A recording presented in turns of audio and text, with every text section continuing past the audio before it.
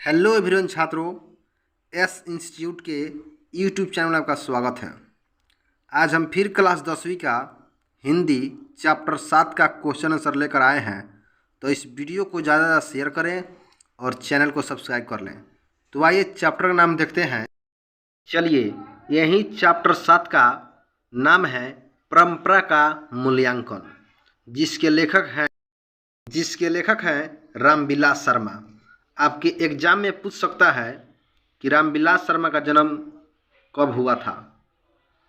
तो 10 अक्टूबर 1912 ईस्वी को रामविलास शर्मा का जन्म हुआ था। और इनका मृत्यु भी पूछ सकता है ऑब्जेक्टिव में कि इनका मृत्यु कब हुआ था।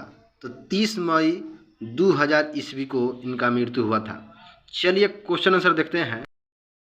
इस चैप्टर में 1 से लेके 15 तक क्वेश्चन है। चलिए तो क्वेश्चन आंसर देखते हैं। चलिए, फर्स्ट क्वेश्चन कह रहा है परंपरा का ज्ञान किनके लिए सबसे ज़्यादा आवश्यक है और क्यों।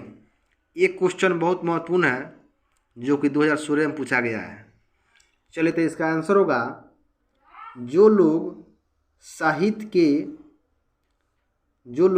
साहित्य में युग परिवर्तन करना चाहते हैं, जो लकीर के फकीर नहीं हैं और रूढ़ियाँ तोड़कर क्रांतिकारी साहित्य रचना चाहते हैं, उनके लिए साहित्य की परंपरा ज्ञान सबसे ज़्यादा आवश्यक है। नेक्स्ट सवाल है 2 नंबर।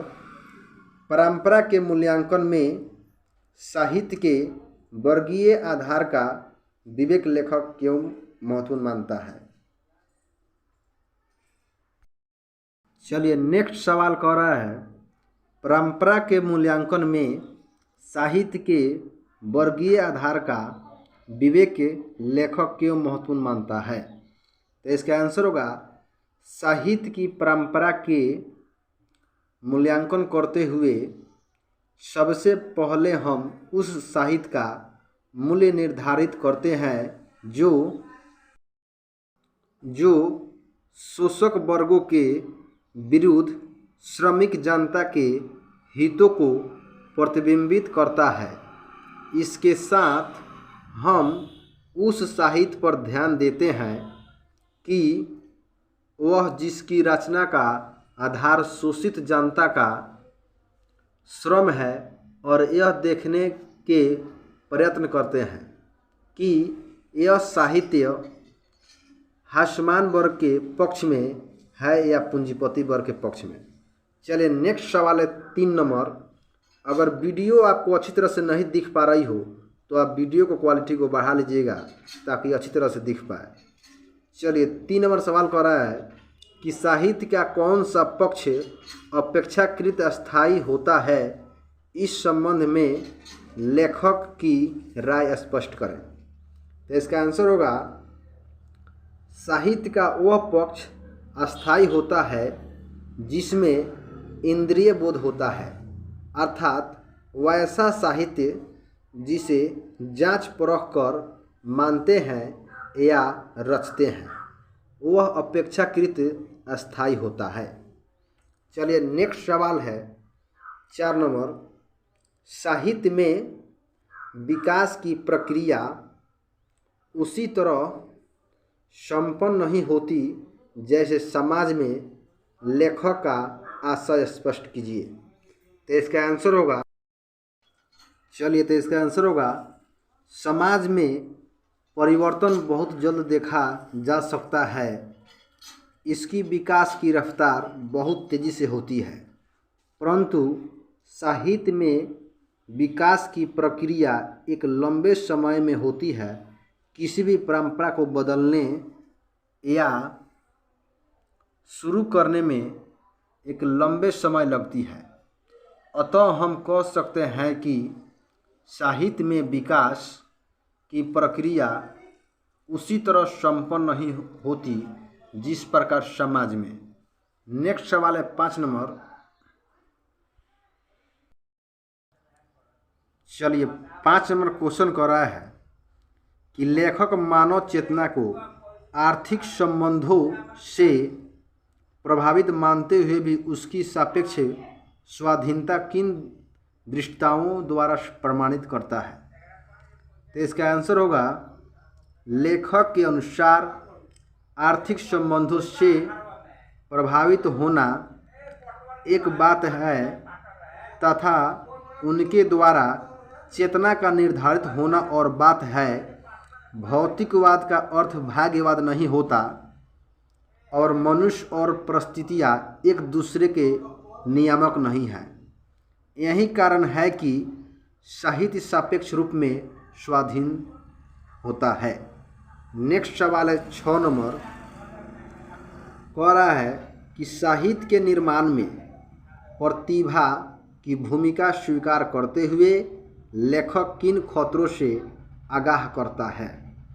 तो इसका आंसर होगा, लेखक के द्वारा बताया जा रहा है कि प्रतिभाशाली मनुष्यों की भूमिका साहित्य के निर्माण में निर्णायक होती है, परंतु इसका अर्थ यह नहीं है कि प्रतिभाशाली मनुष्यों के द्वारा किया गया सभी कार्य अच्छा ही होना है।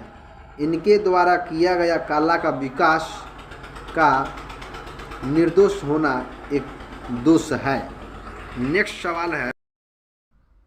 सवाल है 7 नंबर, राजनीतिक मूल्यों से साहित्य के मूल्य अधिक अस्थायी कैसे होते हैं? तो इसका आंसर होगा, क्योंकि राजनीतिक मूल्य क्षणिक होता है जिसका विकास थोड़े समय में आकांक्षाओं के पूर्ति करने के लिए होता है, परंतु साहित्य का निर्माण एक लंबे समय में होती है जो कि हमारे सामाजिक तत्वों के निर्बाध प्रवाह से होता है। नेक्स्ट सवाल है 8 नंबर, जातीय असमानता का उल्लेख किस प्रसंग में उल्लेख करता है और उसका क्या महत्व बताता है? तो इसका आंसर होगा, लेखक द्वारा बताया जा रहा है कि एक भाषा बोलने वाली जाति की तरह अनेक भाषाएं बोलने वाली राष्ट्र की असमानता होती है। संसार में इस समय बहु जाति है तथा वहाँ अनेक भाषाएं पाई जाती है, परंतु राष्ट्र की जब सभी तत्वों पर मुसीबत आती है तब सभी को अपनी राष्ट्रीय असमानता का ज्ञान हो जाता है। नेक्स्ट सवाल है 9 नंबर, जातीय और राष्ट्रीय असमानताओं के स्वरूप का अंतर करते हुए लेखक दोनों में क्या समानता बताता है? तो इसका आंसर होगा, लेखक जातीय असमानताओं के बारे में यह बताते हैं कि ये कभी विखंडित नहीं होता है, चाहे इसका विभाजन क्यों नहीं हो जाए। विभाजन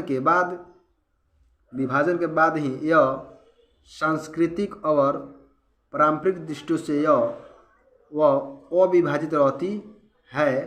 जब राष्ट्रीय हितों पर मुसीबत आती है तब जातीय असमानता राष्ट्रीय असमानता का ज्ञान पाकर के सांस्कृतिक रूप से अविभाजित हो जाती है। नेक्स्ट सवाल है 10 नंबर, बहुजातीय राष्ट्र की हैसियत से कोई भी देश भारत का मुकाबला क्यों नहीं कर सकता? तो इसका आंसर होगा, भारत एक ऐसा देश है जहां अनेक धर्म तथा अनेक जाति और उपजातियां पाई जाती है। लगभग विश्व के अधिकांश धर्म भारत में हुआ था। यहाँ लगभग मुख्य रूप से 8 धर्म पाया जाता है।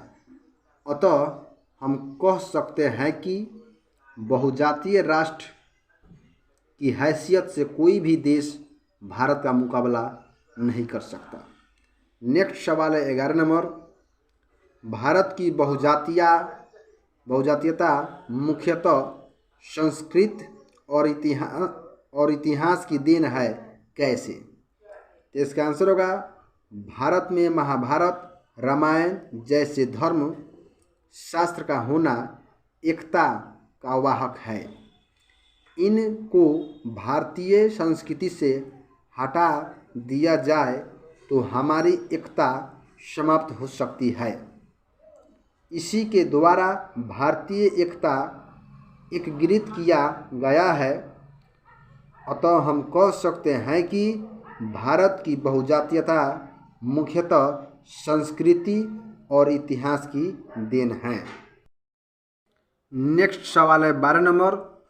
किस तरह समाजवाद हमारी राष्ट्रीय आवश्यकता है, इस प्रसंग में लेखक के विचारों पर प्रकाश डालें। तो इसका आंसर होगा, लेखक कहना चाहते हैं कि समाजवाद में संपूर्ण संसाधनों का विकास पर ध्यान संपूर्ण जनता की होती है और देश के शक्ति बढ़ने के साथ एकता का विकास होता है। अतः लेखक का कहना सत्य है कि समाजवाद हमारे राष्ट्र के लिए आवश्यक है। नेक्स्ट सवाल है 13 नंबर। निबंध का समापन करते हुए लेखक कैसा स्वप्न देखता है, उसे साकार करने में परंपरा की क्या भूमिका हो सकती है, विचार करें। तो इसका आंसर होगा, निबंध की समाप्ति करते हुए लेखक भारत की उज्जवल भविष्य को कामना करता है और यह बताता है कि जब हमारे देश की जनता साक्षर होगी तब उन्हें देश की साहित्य पढ़ने में उन्हें अवकाश मिलेगा। वे संस्कृति में पढ़ेंगे और बड़े पैमाने पर संस्कृत का आदान प्रदान होगा। तब कोई भाषा प्रभुत्व जमाने के भाषा न होकर ज्ञान की भाषा होगी। नेक्स्ट सवाल है 14 नंबर। साहित्य के सापेक्ष रूप में स्वाधीन होता है, इस मत को प्रमाणित करने के लिए लेखक ने कौन से तर्क और प्रमाण उपस्थित किए। तो इसका आंसर होगा, साहित्य सापेक्ष के रूप में स्वाधीन होता है, इस मत को प्रमाणित करने के लिए अमेरिका तथा एथेंस के साहित्य का चर्चा करते हुए लेखक ने बताया है कि गुलामी एथेंस और अमेरिका दोनों में थी, परंतु एथेंस का साहित्य पूरे विश्व का प्रभावित किया, परंतु अमेरिका के साहित्य का प्रभाव सीमित रहा। नेक्स्ट सवाल है 15 नंबर। व्याख्या करें। कह रहा कि विभाजित बंगाल से विभाजित पंजाब की तुलना कीजिए तो ज्ञात हो जाएगा कि साहित्य की परंपरा का ज्ञान कहाँ ज़्यादा है, कहाँ कम है, और इस न्यायाधिक ज्ञान के सामाजिक परिमाण क्या होते हैं। तो इसका आंसर होगा, उपयुक्त पंक्ति रामविलास शर्मा के द्वारा लिखित परंपरा का मूल्यांकन शीर्षक कहानी से लिया गया है, जिसके माध्यम से रामविलास शर्मा कह रहे हैं कि सांस्कृतिक और परंपराओं का आधार पर ही कोई जाति संगठित होती है, क्योंकि बंगाल के लोग विभाजित होते हुए भी सांस्कृतिक रूप से अविभाजित है। मिलते हैं नेक्स्ट वीडियो में इसी का 8 चैप्टर में।